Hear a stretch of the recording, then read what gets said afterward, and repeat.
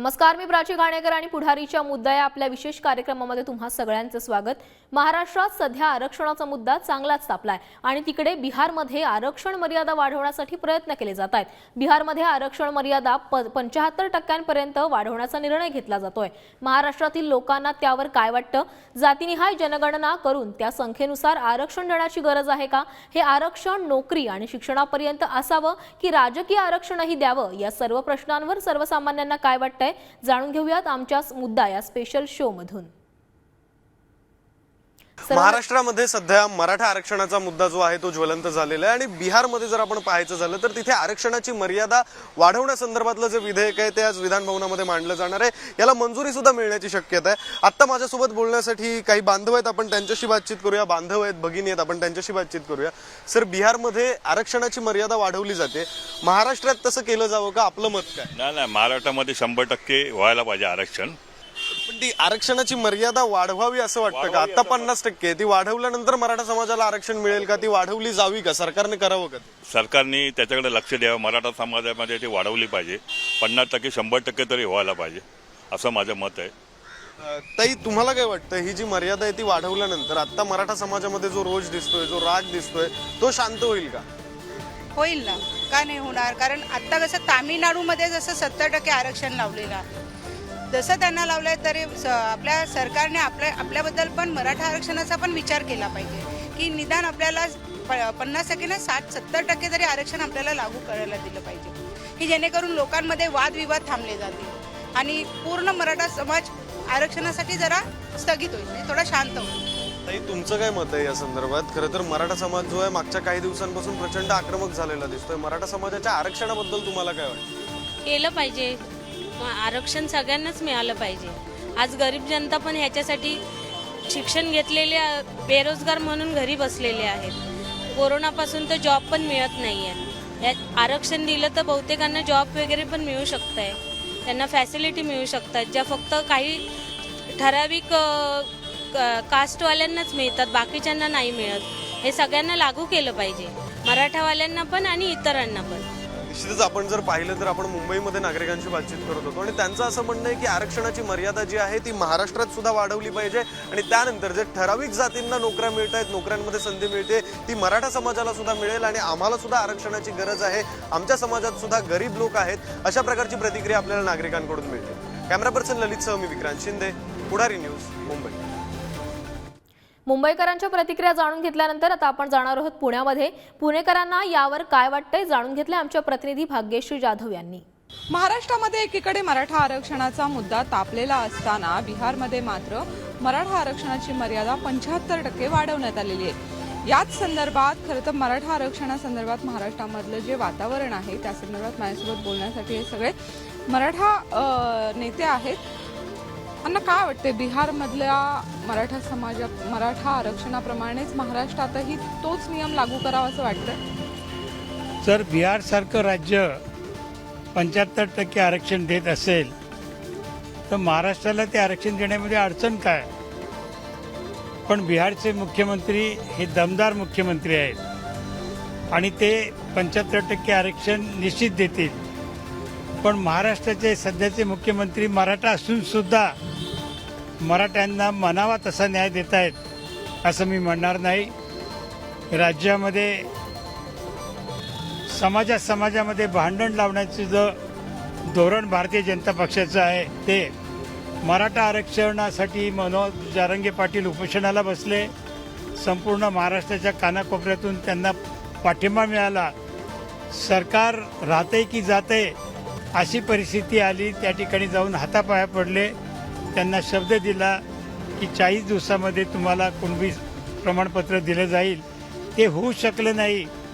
पुन्हा त्यांनी जरांगे पाटलांची विनंती केली, जरांगे पाटलांना उपोषण सोडायला लावलं। पण हे सर्व करत असताना दुसरीकडे मात्र ओबीसी समाजाला उचकून देण्याचं काम देवेंद्र फडणवीसांनी केलं, आदिवासी समाजाला उचकून देण्याचं काम त्या ठिकाणी केलं, धनगर समाजाला उचकून देण्याचं काम केलं, जेणेकरून जो समाज शांत होता, त्याचं मराठा आरक्षणाला काही विरोध नव्हता, त्यांना देखील त्याच्यामध्ये भांडणं लावण्याचं काम हे सरकार करतंय।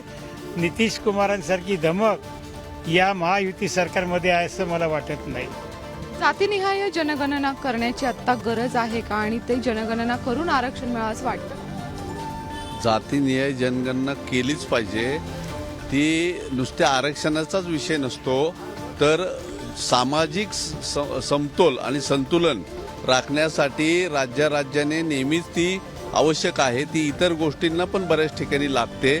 परंतु हे सरकार चे धोरणं जी आहेत त्याच्यामध्ये सरकारने हे तातडीने आणि त्याला महत्त्व देऊन केलं पाहिजे. त्याचं कारण असं आहे की हा समाज जो आहे तो जातीविरहित असला पाहिजे, पण सरकारच त्याला जातीचा रंग देत आहे आणि जातीचा रंग दिल्यामुळं ह्या सगळ्या गोष्टी समोर येत आहेत. जर मराठा आरक्षणाचा टक्का 75% वाढत असेल तर महाराष्ट्रात पण काही हरकत नाही असं मत मराठा समाजाकडनं व्यक्त केलं जाते.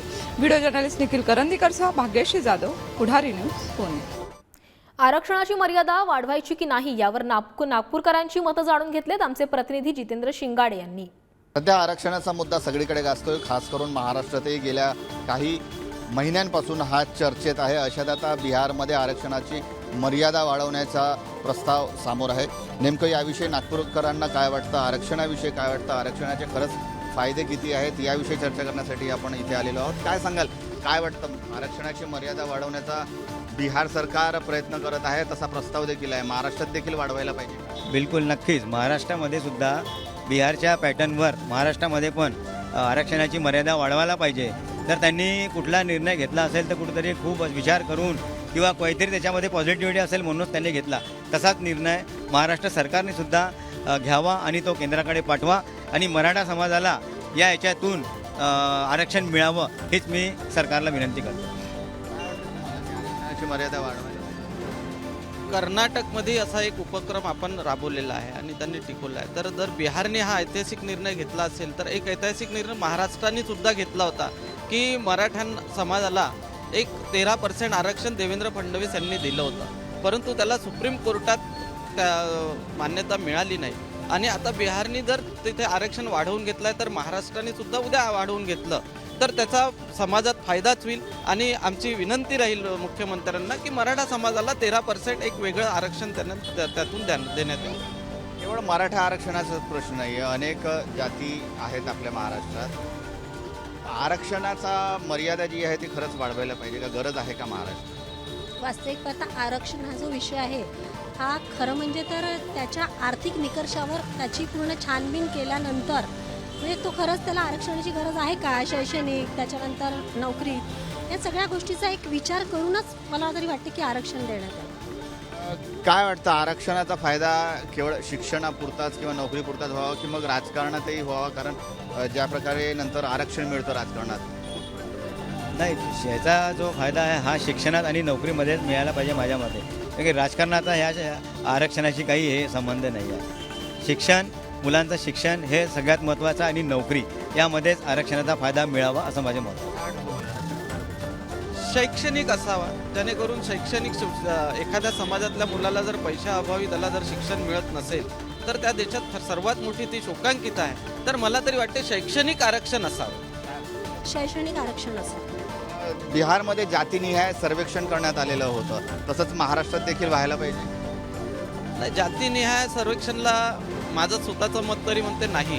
कारण का एखादा समाज जर जास्त प्रमाण आहे तर तिथे राजकारणातही आरक्षण दिलं जाईल व त्या समाजाच्याच तिकीटा वाटल्या जातील आणि इतर समाज, मग आता इतर समाजाचं राजकारण खूप सुरू आहे आणि सामाजिक दृष्टिकोनातून समाज हा एकत्र येऊन देशाला खूप मागे नेत आहे. तर अशा वेळेस मला तरी वाटते जातीनिहाय म्हणजे कसं, म्हणजे जातीनिहाय सर्वेक्षण केलं तेव्हाच आकडे समोर येतील आणि कोणत्या समाजाला किती आरक्षण द्यायला पाहिजे यावर एक उपाय असतो. काही वर्ष अगोदर ओबीसी समाजाला जे छुपे रुस्तम जे आरक्षण मिळालं, 33% जे मिळालं, मला असं वाटते की असं व्हायला नाही पाहिजे. आता सध्या मराठा समाजाचा खूप असा बवाल झाला आहे, त्यामुळे काही लोक ओबीसी समाजाचे म्हणा किंवा आणखी दुसऱ्या समाजाचे लोक त्याचा विरोध करून राहिले. पण मराठा समाजाला पण कुठल्या ना कुठल्या मार्गाने आरक्षण मिळायला पाहिजे अशी माझी विनंती. नाही, मला तरी वाटत नाही असं की निघेल म्हणून, कारण कुठल्या ना कुठला आणखी प्रॉब्लेम नवीन क्रिएट होईलच त्याच्यामध्ये. तर त्याच्यामुळे सरकारचा प्रश्न आहे हा की कोणत्या पद्धतीने ते करायचं, सरकारचा विषय आहे. तर हे होते नागपूरकर आणि यांचं एक जे आहे ते संमिश्र मत आहे की केवळ आरक्षणाची मर्यादा वाढून चालणार नाही, तर अनेक बाबींवर विचार करावा आणि ते काम सरकारचं आहे आणि ते लवकरात लवकर करावं, जेणेकरून जो आरक्षणाचा प्रश्न आता सध्या चर्चिलेला आलेला आहे तो कुठेतरी थांबेल आणि समाजातील वाढ देखील मिटण्यास त्यामुळे मदत होईल. कॅमेरामन मंगेश अस्तकसह जितेंद्र शिंगाडे, पुढारी न्यूज, नागपूर.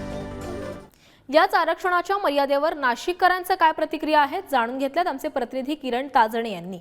बिहारमध्ये आरक्षणाचा टक्का वाढवण्यात आलेला आहे आणि याच सगळ्या पार्श्वभूमीवर नाशिकमधील नागरिकांना नेमकं काय वाटतं हे आपण जाणून घेणार आहोत. खरं म्हणजे राज्यामध्ये मराठा आरक्षणाच्या पार्श्वभूमीवर आंदोलनं या ठिकाणी छेडली जात आहे. वेगवेगळ्या माध्यमातून सरकारला आरक्षण देण्यासाठीचं भाग पाडलं जात आहे आणि याच सगळ्या काळामध्ये ओबीसींकडून देखील आपल्या आरक्षणामध्ये त्यांचा सहभाग होऊ नये अशा पद्धतीची मागणी केली जाते. नागरिकांना काय वाटतंय, ही जी काही राज्यामधली घडामोड आहे ती पाहता बिहारने एका बाजूला आरक्षणाचा टक्का वाढवलाय, नागरिक म्हणून तुम्हाला काय वाटतं? सर, आम्हाला असं वाटतंय की या सरकारने आरक्षण हे मराठ्यांना दिलंच पाहिजे, ते त्यांच्या हक्काचं आहे. कारण बाकीच्या राज्य जर करू शकतात तर महाराष्ट्रसुद्धा देखील असा निर्णय घेऊन काम करू शकतं. पण इथल्या राजकारणी लोकांची जी भूमिका आहे हीच मुळात आता संशयास्पद आहे. नागरिक म्हणून काय वाटतं, बिहार एका बाजूला आरक्षणाचा टक्का वाढवतोय, दुसऱ्या बाजूला महाराष्ट्रामध्ये तशा पद्धतीचं आरक्षण देण्यासाठीचे दावे प्रतिदावे आहेत, काय या सगळ्या काळामध्ये होणं अपेक्षित? बिहारमध्ये जर मर्यादा 65% नेली जाऊ शकते तर महाराष्ट्रामध्ये का नाही, असा सर्वप्रथम सवाल उपस्थित होतो. बिहारच्या गोष्टींवरती जर अमित शहा साहेब एकदम जवळून लक्ष ठेवून आहे. आम्ही बातम्यांमध्ये बघितलं की अमित शहा साहेबांनी दावा केला की त्यांनी कशा पद्धतीने यादवांची, मुस्लिमांची संख्या वाढवून दाखवली. तिकडे जर मर्यादा वाढवली जात असेल तर निश्चितपणाने आमचं एक म्हणणं आहे की ज्या पद्धतीने आमच्या सगळ्या लोकांची भूमिका आहे, मग तुम्ही एक काम केलं पाहिजे की ओबीसीचीच जी टक्केवारी ती वाढवली पाहिजे आणि मराठ्यांचा परत एकदा ओबीसीतच समावेश केला पाहिजे आणि ओबीसीची टक्केवारी वाढवली पाहिजे, अशी आमची मागणी आहे. काय वाटतं या सगळ्या काळामध्ये हे जे आरक्षणाचा टक्का वाढवतंय हे लोकशाहीच्या दृष्टीने व्यवस्थित आहे का असं आपल्याला वाटतं का? आणि दुसरं असं की जो टक्का वाढवलेला आहे तो महाराष्ट्रात होऊ शकेल का, तशा पद्धतीने वाढला जाईल? सगळ्यात महत्त्वाची गोष्ट लक्षात घेतलं की मराठा आरक्षणाचा मुद्दा असेल, धनगर आरक्षणाचा मुद्दा असेल आणि एकंदरीतच महाराष्ट्रातली सामाजिक, जातीय, जमातीय जर परिस्थिती बघितली, धनगरांना आदिवासींमधून आरक्षण पाहिजे आहे, मराठा समाजाला ओबीसीमधून आरक्षण पाहिजे आहेत. आदिवासी समूह म्हणतो की धनगर आमच्या संस्कृतीप्रमाणे नाही किंवा इतरही काही बाबी आरक्षणाच्या अपेक्षित आहेत. परंतु महाराष्ट्रामध्ये मराठा समाजाचे शांततेने आंदोलनं झाली आहेत. जरांगे पाटीलांना सरकारने 2 तारीख दिली, 24 तारीख दिली. सगळ्यात महत्त्वाची गोष्ट, हे 3 तिघाडीचं सरकार हे जनतेची फसवणूक करतंय, मराठा समाजाची फसवणूक करतंय. या सरकारला निवडणुकीच्या पूर्वी महाराष्ट्रामध्ये जातीय दंगली घडवायच्या आहेत, हा त्यांचा कट कारस्थान आहे.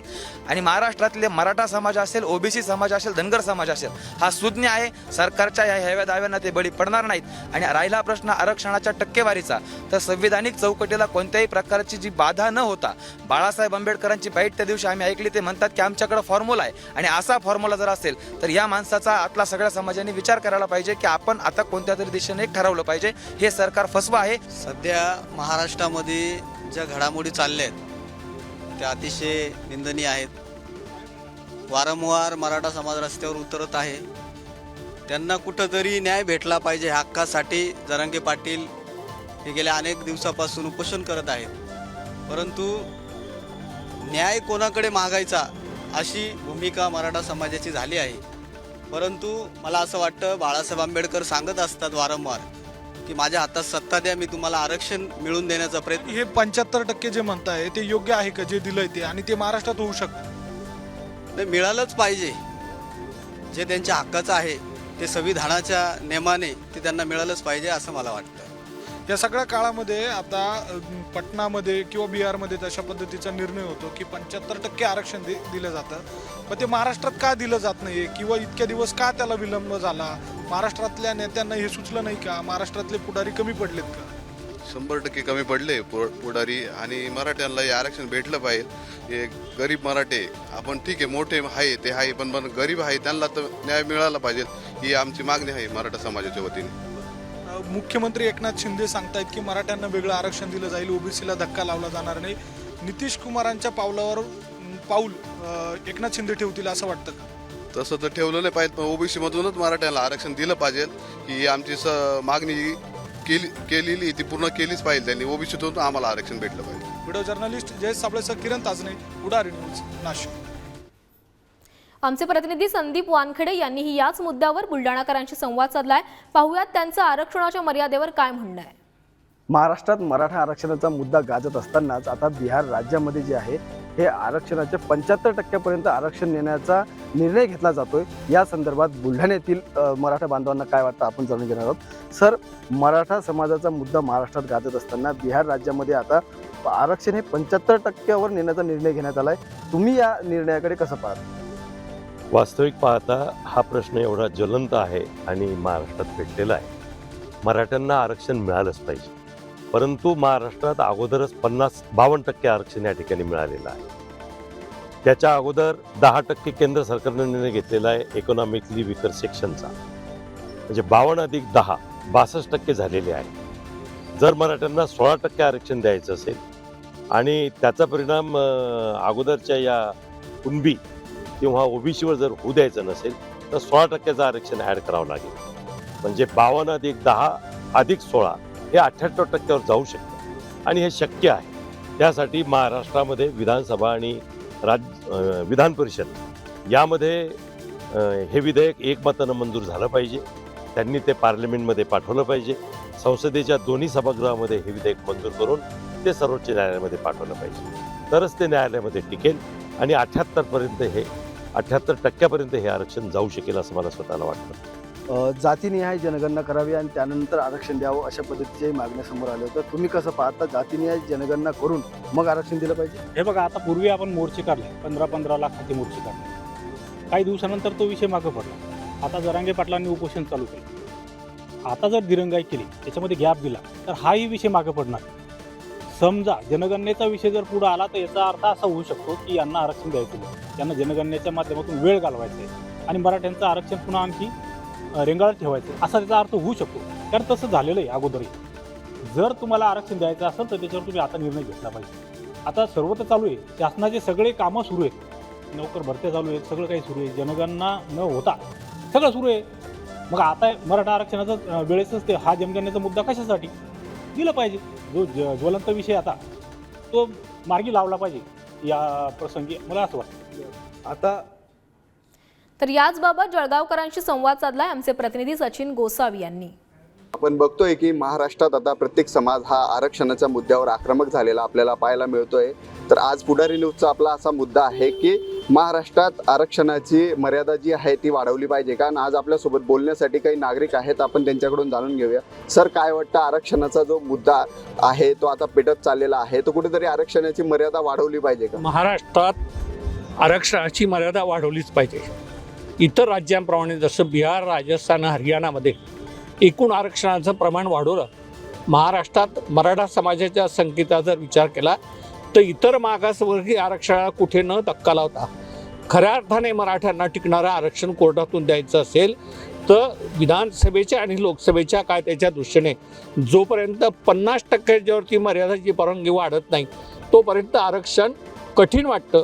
पण यापेक्षा राज्य सरकारने आरक्षणाची मर्यादा वाढवण्यासाठी लोकसभेत कायदा संमत करावा आणि तमाम महाराष्ट्रातल्या मराठा समाजाला लोकसंख्येच्या प्रमाणात जरी विचार केला एकूण लोकसंख्येच्या, तरी मराठा समाजाला आर्थिकदृष्ट्या शैक्षणिकदृष्ट्या मागासलेल्या मराठा समाजाची संख्या देखील खूप मोठ्या प्रमाणात वाढली आहे.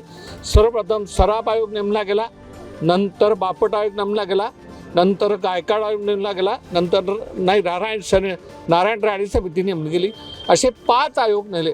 5ही आयोगाने समाजाचं आर्थिकदृष्ट्या शैक्षणिकदृष्ट्या सर्वेक्षण केलं. त्यात 5ही अहवालांमध्ये आरक्षणाची गरज प्रतिपादन झालेली असताना शासन मात्र आरक्षणाच्या बाबतीमध्ये अजून ठोस निर्णय घेत नाही. समस्त सकल मराठा समाजाला आरक्षण दिलंच गेलं पाहिजे, ही राज्यातली अतिशय महत्त्वाची गरजेची बाब आहे.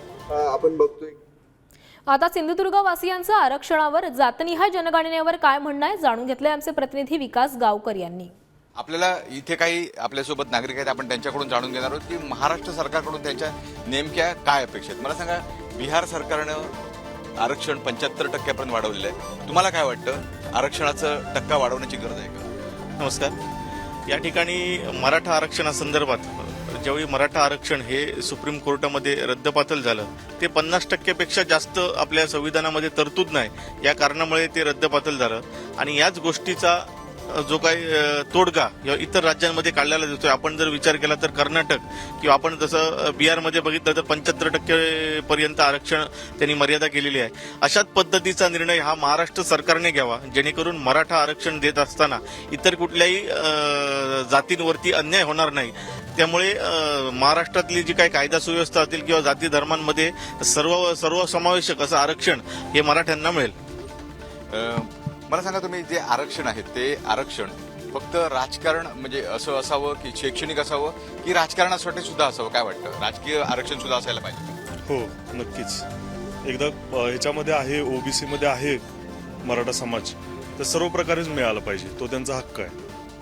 आरक्षण मिळाल्यामुळे मराठ्यांना काय फायदा होऊ शकेल असं वाटतं? आरक्षण मिळाल्यामुळं त्यांना फॉर एक्झाम्पल एमपीसी मध्ये एज रिलॅक्सेशन मिळू शकतं, फी मध्ये बरेचसे फायदे मिळतात, कमी याच्यामध्ये होतं. आणि मेन गोष्ट ही आहे की समाज मागासलेला आहेच. हा गायकवाड न्यायमूर्ती गायकवाड समितीचा रिपोर्ट आहेच, तो कोणी चॅलेंज केलेला नाही अजून, त्यामुळे मिळाला पाहिजे. आणि बरेचसे बेनिफिट्स आहेत बाकीचे, ते पण मिळाले. तुम्ही अगदी थोडक्यात सांगा, मराठ्यांना आरक्षण कशासाठी मिळणं गरजेचं आहे? शैक्षणिकदृष्ट्या भेटलं पाहिजे, कारण कॉलेजमध्ये जरी गेलं तरी बाबा ओपन असल्यावर एक्स्ट्रा फी आकारली जाते मुलांकडून वगैरे, त्यासाठी तरी तर भेटलंच पाहिजे. आणि इतर पण फॅसिलिटीज आहेत त्या मिळत नाहीत त्या ओपनमुळे, म्हणून आरक्षण हे भेटलंच पाहिजे.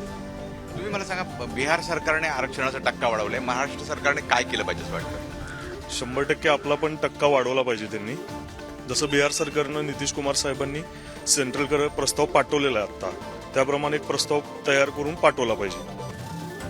तर आपण बघताय अशा पद्धतीच्या प्रतिक्रिया आहेत ते सिंधुदुर्गामध्ये सुद्धा उमटतात की आरक्षण आहे ते जसं शैक्षणिकदृष्ट्या मिळालं पाहिजे तसं एकूणच जर बघितलं तर राजकीयदृष्ट्या मिळालं पाहिजे, अशा पद्धतीच्या प्रतिक्रिया इथे ऐकायला मिळतात.